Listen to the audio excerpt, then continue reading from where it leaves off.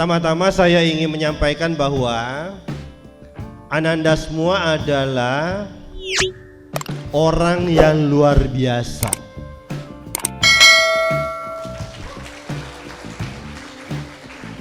Kenapa saya katakan orang luar biasa? Tahun ini secara nasional beasiswa KIP kuliah hanya 185.000 dan rata-rata kuota yang sampai kepada perguruan tinggi itu jauh lebih sedikit dibanding orang yang atau mahasiswa yang mendaftar untuk melamar KIP kuliah. Baik itu melalui SNPTN, SBMPTN, ada PTN yang sampai 4 kali lipat. Contoh seperti kemarin saya di Universitas Haluleo ya,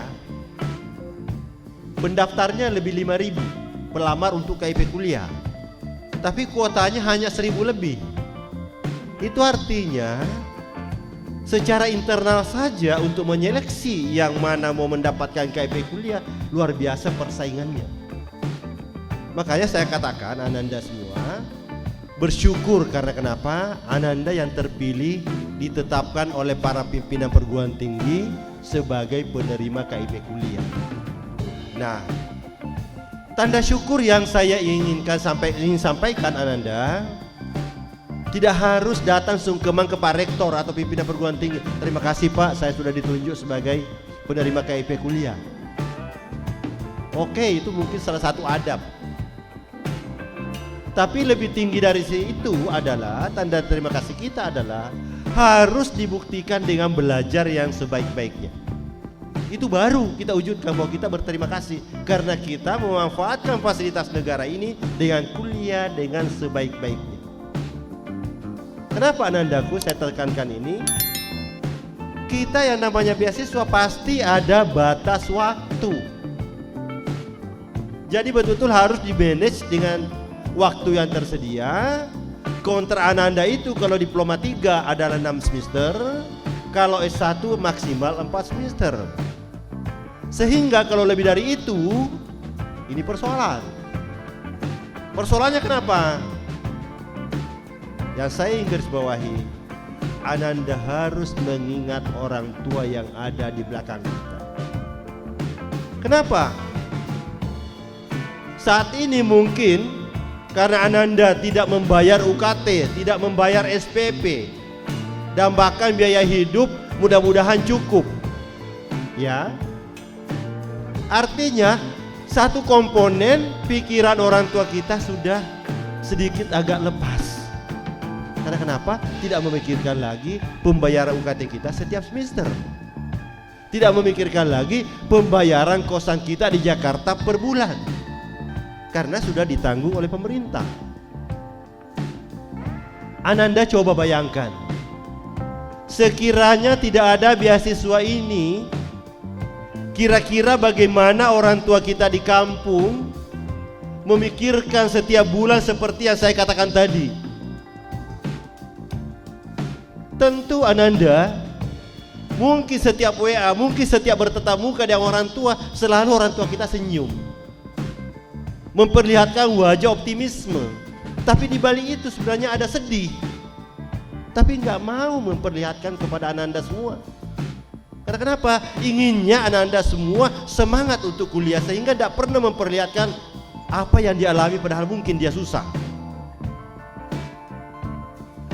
Boleh jadi di saat seandainya tidak ada beasiswa ini, di saat mana kita meminta uang SPP, UKT atau biaya hidup, boleh jadi tidak ada uang tunai di tangannya beliau, di tangan orang tua kita boleh jadi tidak ada Ananda. Tetapi tidak pernah mengeluh bahwa itu tidak ada. Karena kenapa? Ingin membuktikan bahwa dia semangat, dia mampu, supaya anaknya tenang, belajar di Jakarta, belajar di Depok, pasti ingin diperlihatkan seperti itu. Supaya anaknya tetap semangat, tidak putus asa, tidak mengalami kesedihan. Ini Anandaku yang harus disyukuri. Makanya Ananda yang saya hormati, tolong jadikan momentum ini adalah berkat yang luar biasa. Karena kenapa? Kita terpilih sebagai penerima KIP kuliah. Ananda mungkin tidak pernah menduga bahwa dengan ditetapkannya Ananda sebagai penerima KIP kuliah, apakah itu di PNJ umpamanya, itu adalah berkat doa orang tua kita setiap sujudnya di sholat. Mungkin malah meneteskan air mata di sajadahnya, tapi kita tidak tahu. Doanya ingin anaknya bisa kuliah dengan baik, bisa anaknya sukses, bisa memperbaiki masa depan keluarganya. Mungkin itu setiap sujudnya dia berdoa. Inilah wujud bahwa doa orang tua kita diterima Ananda semua. Makanya jawablah doa-doa ini yang belajar sebaik-baiknya. Mudah-mudahan kelak doa ini akan terwujud. Bagaimana kita bisa memperbaiki masa depan keluarga kita dan bahkan masa depan kita sendiri. Ini Ananda sekalian sama. Yang kedua yang saya ingin sampaikan kepada Ananda semua bahwa mulai tahun 2022 ini kami mencoba memberlakukan bahwa KIP kuliah itu bisa diganti di tengah jalan. Jadi penerima KIP kuliah tidak hanya menjadi otomatis tahun ini menerima, tahun depan menerima, belum tentu. Karena kenapa? Mulai tahun ini kami memperlakukan perguruan tinggi boleh mengevaluasi terhadap penerima KIP kuliah. Evaluasinya bagaimana? Apabila di tengah jalan ditemukan ada penerima KIP kuliah ternyata tidak memenuhi syarat. Syaratnya seperti apa? Kriterianya KIP kuliah ini kan adalah orang yang tidak mampu. Yang kita tulis dalam 4 kriteria umpamanya. Pertama, dia penerima PIP SMA SMK Madrasah Aliyah. Itu kriteria pertama. Kalau bukan penerima, berarti background orang tuanya adalah penerima PKH Bansos dari Kemensos.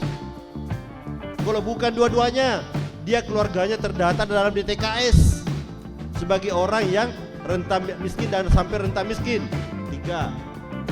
Yang keempat, kriteria terakhir adalah ada keterangan yang sah bahwa orang tuanya berpendapatan di bawah 4 juta. Nah, artinya apa? Kalau ada penerima KIP kuliah tidak memenuhi syarat ini, maka pimpinan perguruan tinggi boleh mengganti di tengah jalan. Karena kenapa? Ini bukan sasarannya KIP kuliah. Ini salah sasaran. Kenapa? Boleh jadi Bapak Ibu, di saat anak-anak kita mengupload dokumen, foto rumah, foto keluarga, anak-anak sekarang kreatif Bapak. Boleh jadi foto rumah tetangganya yang difoto, baru diupload di sistem KIP kuliah. Foto keluarga, dia berdiri dengan seolah-olah miskin, dia foto lah, dia upload lah. Kalau ditemukan hal seperti ini, silakan pimpinan perguruan tinggi ganti. Karena kenapa? Tidak memenuhi syarat untuk menerima. Kami persilakan Ibu Bapak. Dan ini ranahnya perguruan tinggi untuk melakukan evaluasi. Ini boleh diganti di tengah jalan. Kriteria kedua apa? Bisa diganti di tengah jalan. Adalah apabila seorang mahasiswa prestasi akademiknya tidak memenuhi standar minimum yang berlaku di perguruan tinggi tersebut. Contoh, PNJ umpamanya harus minimal 2 ibaratnya. Kalau di bawah 2 DO atau di Gunadarma umpamanya minimal 2. Tetapi mahasiswa ini di bawah 2 umpamanya, berpotensi untuk DO. Ini bisa dievaluasi Ibu. Bisa dievaluasi. Jadi Anda semua tolong hati-hati, sungguh-sungguh belajar. Mumpun fasilitas pemerintah sudah di tangan kita, tolong ini dipelihara dengan baik. Amanah ini dipelihara dengan baik. Karena kenapa? Ini amanah rakyat Indonesia loh, anak anda semua. Uang beasiswa ini adalah pajaknya seluruh rakyat Indonesia yang dikumpul menjadi APBN yang dijadikan beasiswa.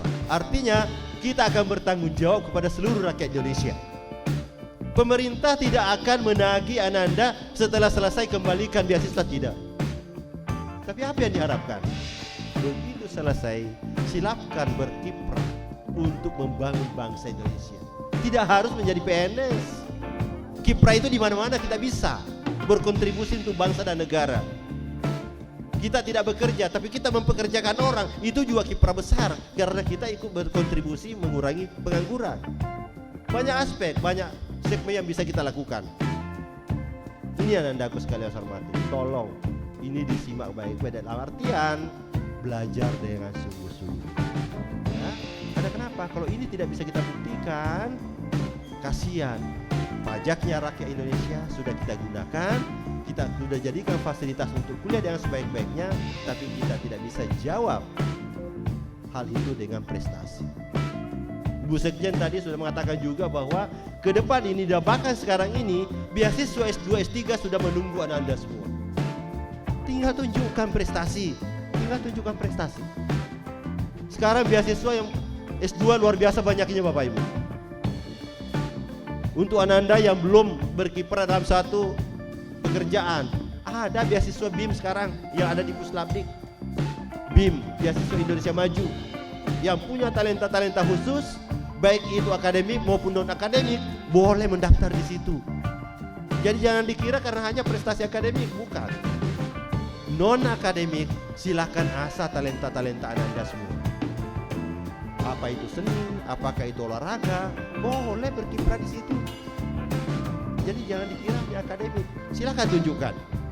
Beasiswa BIM, beasiswa Indonesia Maju, mengcapture potensi-potensi muda, talenta-talenta muda Indonesia bisa masuk ke situ, baik dalam negeri maupun luar negeri, S2 dan S3. Tinggal Ananda semua kesempatannya. Sekarang banyak terbuka kesempatan seperti itu. Tinggal Ananda mempersiapkan diri yang sebaik-baiknya. Makanya sekarang manfaatkan waktu dengan sebaik-baiknya. Kata Ibu Sekjen tadi, jangan hanya kampus, kosan kampus, kosan kampus.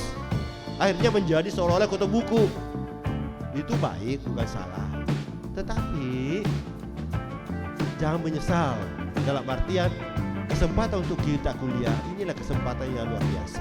Manfaatkan kesempatan itu. Apalagi dengan adanya MBKM sekarang. MBKM ini membuka wawasan Ananda. Bukan hanya satu semester luar prodi, 2 semester di luar kampus, bukan hanya itu. Berbagai macam pertukaran pelajar dan sebagainya yang bisa Ananda manfaatkan. Ini luar biasa. Jadi tolong dimanfaatkan. Anak penerima KIP kuliah boleh mengambil program MBKM, boleh. Tinggal nanti kami datanya matchingkan dengan pengelola MBKM. Kalau umpamanya dia terlibat pertukaran pemuda, tuition fee-nya tetap kami bayar ke kampus Anda. Tapi biaya hidupnya kita hentikan dulu biaya hidup KIP kuliah, tapi biaya hidup program MBKM yang kita bayarkan. Karena kenapa? Justru itu menguntungkan karena lebih besar biaya hidupnya MBKM. Nah, ini yang Anda harus sekalian hormati. Jadi kita tetap memberikan kesempatan sebaik-baiknya seperti itu. Jadi tolong dimanfaatkan kesempatan-kesempatan seperti itu. Banyak sekali potensi-potensi pengembangan karir, pengembangan talenta-talenta yang Anda miliki sudah sekarang disiapkan oleh perguruan tinggi juga ada. Aktivitas-aktivitas kemahasiswaan di kampus banyak sekali. Tinggal Ananda sekarang membuka. Tinggal kemauan Ananda semua bisa. Dan ini bisa semua bisa dilakukan. Yang ketiga, Anandaku sekalian hormati, tadi saya sudah singgung sedikit bahwa Ananda itu memperoleh 2 komponen pembiayaan. Komponen pertama adalah penyelenggaraan pendidikan. Tentu penyelenggaraan pendidikan ini nggak perlu lagi Ananda pikirkan. Karena kenapa? Biaya UKT kami sudah bayar ke perguruan tinggi. Dan kami sudah komitmen bersama dengan perguruan tinggi bahwa kalau penerima KIP kuliah sudah dibayarkan UKT-nya oleh kementerian, berapapun selisihnya dengan reguler tidak boleh lagi ditagihkan kepada mahasiswa. Karena itu sudah komitmen bersama. Ya, jadi tenanglah, nggak usah lagi Nggak usah lagi WA ke orang tua. Bu, UKT-nya program studi saya 9 juta loh, tapi Pak Kahar hanya bayar 4 juta, selisihnya ada 5 juta. Nggak perlu lagi seperti itu, kasihan orang tua di kampung. Ya, jadi pure apa yang sudah dibayarkan UKT dari pemerintah itu sudah selesai. Tidak ada lagi selisih UKT yang perlu Anda pikirkan. Yang kedua, komponen kedua adalah biaya hidup. Biaya hidup yang Anda terima ini, kami sudah pikirkan bahwa harga satuan kemahalan kota di mana domisili kampus. Nah, DKI 1,4, Depok juga 1,4 ya kalau nggak salah. Masuk juga 1,4. Depok itu ada UI, ada PNJ, ada Gunadarma. Ini masuk 1,4. Kami udah pikirkan itu bahwa ini insya Allah cukup apabila kita mengkondisikan tidak merubah gaya hidup. Kalau merubah gaya hidup, berapapun beasiswa tidak akan ada sponsorship yang bisa memenuhi kebutuhan keinginan Anda. Tapi kalau kebutuhan insya Allah cukup. Tapi kalau keinginan dituruti, pasti tidak cukup Anda. Pasti tidak cukup. Pasti tidak cukup. Karena kenapa? Biaya hidup ini kami sudah perhitungkan. Insya Allah di situ ada biaya kosan, ada untuk transportasi, insya Allah cukup. Yang penting penekanan saya jangan merubah gaya hidup. Ya, kalau mau merubah gaya hidup bahaya. Begitu sudah menerima KIP kuliah, udah menerima buku, udah menerima ATM, langsung dia lihat berapa isinya. Berapa isinya satu semester di sini? 1,4 kali 6 satu semester Anda. Wah, langsung yang kepikiran apa? Aduh, HP ku kok begini ya. Langsung yang kepikiran HP-nya jadul. Bukan 3G, bukan 4G. Langsung itu yang dipikirkan. Ya nggak bakalan cukup, Anda. Nggak bakalan cukup kalau itu yang langsung terlintas. Yang dipikirkan adalah biaya hidup saya selama 6 semester ini bagaimana bisa bertahan sampai 1 semester tidak nombok. Tidak lagi saya bebani orang tua minta tambahan subsidi. Itu yang harus dipikirkan. Jadi berpikirlah secara produktif, bukan konsumtif. Ananda ya. Saya ingin bercerita satu hal. Tapi saya tidak akan mengajak Ananda seperti dia. Tapi pola pikirnya. Awal penerimaan mahasiswa baru di Universitas Mula Warman, Pak Rektor, Pak Kepala. Saya diundang menerima mahasiswa baru di Universitas Mula Warman, Kalimantan Timur, Samarinda. Waktu itu saya tampil panel di depan. Ya. Ada anak muda yang duduk mendampingi saya. Udah terbayang bahwa pasti anak ini hebat. Karena dia akan berbicara, memberi motivasi kepada mahasiswa baru, maba. Benar, dia luar biasa hebat. Dia adalah mahasiswa penerima bidik misi dan diwisuda bulan Februari tahun 2022. Ceritanya singkat. Anak ini pertama menerima bidik misi waktu itu hanya 4,2 karena hanya 700.000 per bulan. Yang dipikir bukan ganti HP, bukan beli motor, bukan mengganti laptop, bukan. Apa yang dia pikir? Yang dia pikir adalah bagaimana 4,2 juta ini selamat sampai 6 bulan ke depan dan bahkan bisa bertambah. Itu yang dipikir. Caranya bagaimana? Setiap pagi anak ini pergi ke pelelangan ikan, beli ikan, teman kosannya punya motor kebetulan, dipinjamkan motornya. Kau pakai motor saya. Pinjamkan motornya setiap pagi ke pelelangan ikan, beli ikan. Sebelum perkuliahan, ikan ini sudah selesai didistribusi di perumahan-perumahan. Sudah punya langganan. Bukan saya mengajak Anda ingin jadi penjual ikan semua, tidak.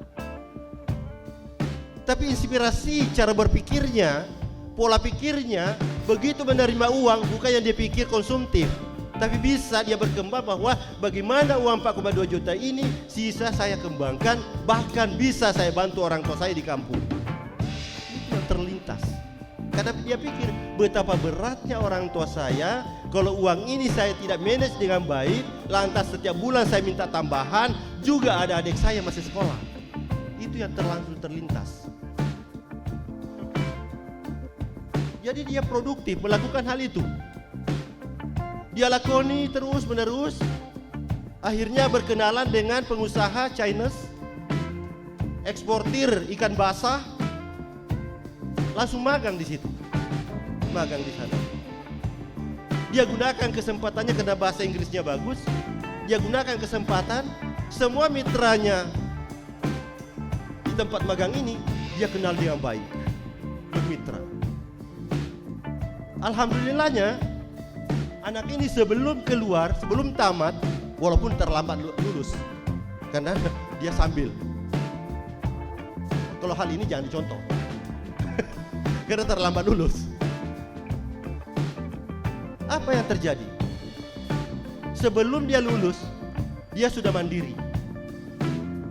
Sekarang sudah punya storage ada 3. Ada di Kalimantan Timur, ada di Kalimantan Utara, ada di Kalimantan Selatan. Sekarang sudah menjadi CEO perusahaannya dia sendiri, mengekspor ikan basah ke 10 negara di Asia. Coba. Ini anak bidik misi loh. Anak bidik misi loh. Hanya 4,2 juta loh awalnya tadi. Tapi bukan itu menjadi modal. Modalnya kepercayaan karena dia magang, mendapat kepercayaan, mengembangkan jejaring karena mitranya, bosnya dia juga kembangkan ke situ. Karena dia punya bekal bahasa yang baik, bagus. Jadi artinya apa? Sinergitas seperti ini semua bisa terbangun, Ananda. Tergantung bagaimana kita mengembangkan diri, menggunakan kesempatan yang sebaik-baiknya, sehingga ini bisa justru menjadi jejaring yang luar biasa. Akhirnya berkembang. Ini Ananda bisa. Wah, ini ada di belakang. Ini selalu saya tampilkan karena ini menjadi inspirator yang luar biasa, Ananda. Yang nomor 2 saja saya mau ceritakan. Pernah dengar namanya Raini? Pasti yang senior ini udah pasti dengar semua ceritanya. Anak ini waktu kuliah di UNES, IPK-nya luar biasa, 3,9. Begitu wisuda, dia tidak seperti anak-anak sekarang, yang banyakkan anak sekarang, dan semuanya. Dia tampil apa adanya. Dia datang ke kampusnya dalam posisi berpakaian toga lengkap, naik becak orang tuanya yang mengaju becak, turun di lobi di mana dia wisuda. Dia gandeng orang tuanya masuk dengan pakaian sederhana, tidak menyewakan jas juga enggak. Tidak ada gengsi. Pakaian toga lengkap, duduk di atas becak orang tuanya ngayu sampai ke tempat wisuda. Karena prestasinya bagus waktu itu zamannya Pak SBY, langsung diminta, ini anak harus melanjutkan S2. Jangan biarkan dia nganggur. Kebetulan waktu itu saya direktur LPDP. Langsung dijemput anak ini. Malam pertama dia ke Jakarta, di rumah saya tidur, di rumah saya di belakang sini. Di belakangnya UNC sana. Malam pertama di Jakarta ke rumah saya. Kita persiapkan bahasanya selama 6 bulan, kursuskan bahasa, S2 melalui beasiswa LPDP, lanjut di Birmingham, UK, S2. Selesai S2 direkomendasi oleh profesornya, jangan pulang, teruskan S3. S3 di Birmingham. Belum selesai baru penelitian, dipanggil sama Pak Rektor, ikut tes dosen, lulus sebagai dosen sekarang. Dah ada yang tidak mungkin, Anda. Dah ada yang tidak mungkin, Ananda.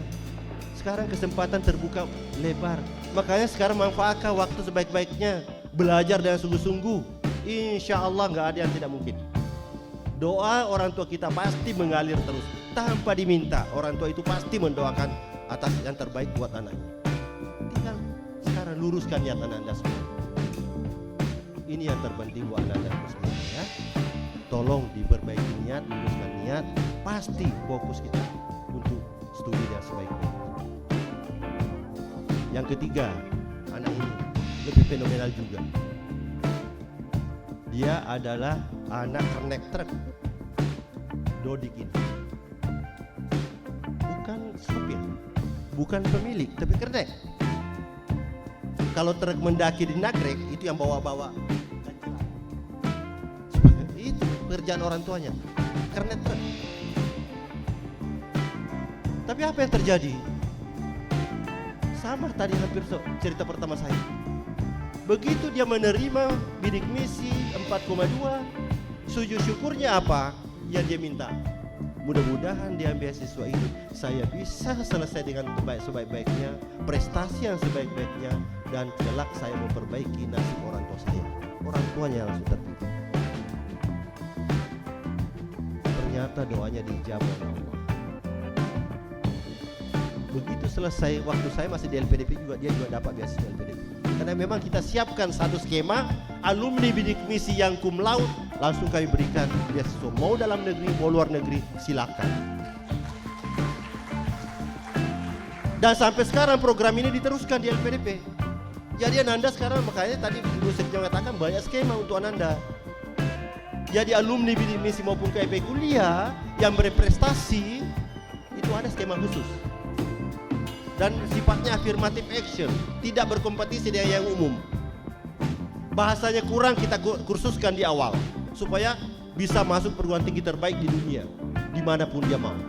Mau ke Harvard, mau ke Oxford, mau ke MIT, silakan. Terbuka untuk Anda semua. Terbuka. Nah sekarang kesempatannya perbaiki bahasa yang sebaik-baiknya. Karena sekarang kompetisinya yang sulit itu saya melihatnya anak-anak kita adalah bahasa semuanya. Nah bagaimana si Dodik ini?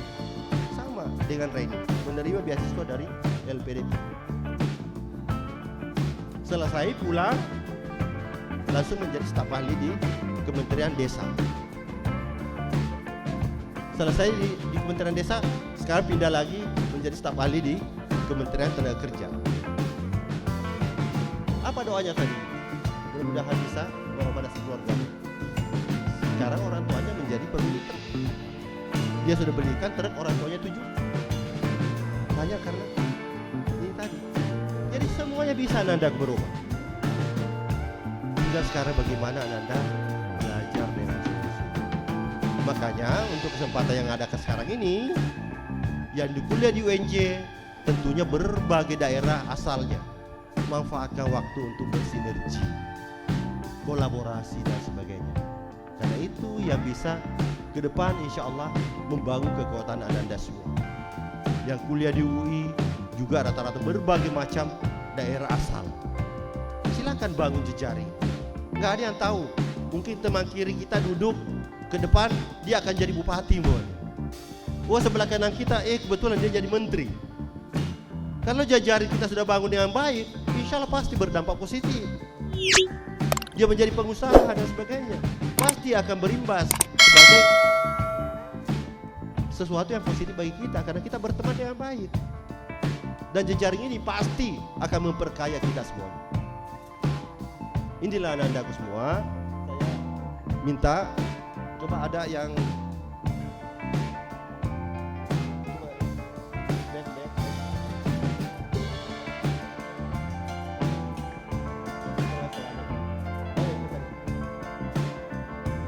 nah ini Ananda, manfaatkan waktu sebaik-baiknya.